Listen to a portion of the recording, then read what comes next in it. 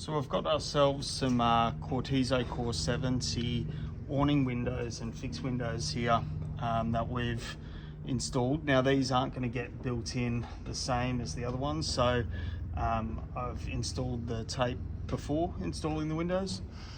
So you can see here we've got our concrete inside wall. I've packed it out with extruded polystyrene foam, a little bit of space for packing, and beforehand installed this Cortizo EXO actually onto the inside edge of that frame. So have a look closely here. There's actually, that tape is on the inside of the frame.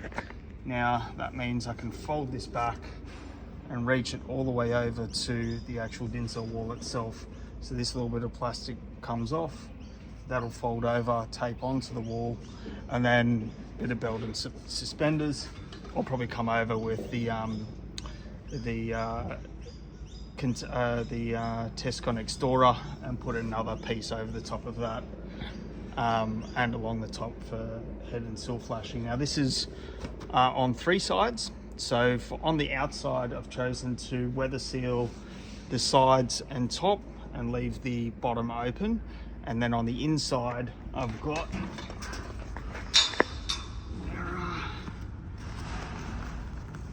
Cortizo for the interior, and that's taped onto the inside, and that provides me a flap that I'll then be able to tape seal from there to the dinser wall. You can see that's actually on all 4 sides, so now I'll be able to tape that down. That'll provide my air barrier, full air seal the whole way around. I've got my water stop there as well.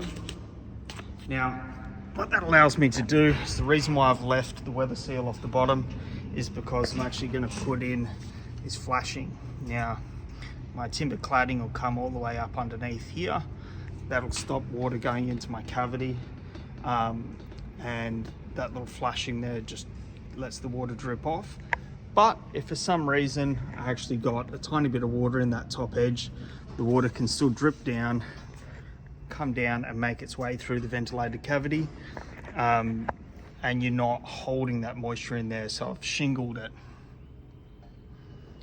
If you don't know what shingling is, it just means that you put one item on top of the other with a little gap so it still allows the water to come out. So that's kind of my method here for these windows. All depends on your installation details. Doesn't mean that you actually have to do this for each window. You could see the sliding doors had a completely different system put in. All right, tell me what you think in the comments below.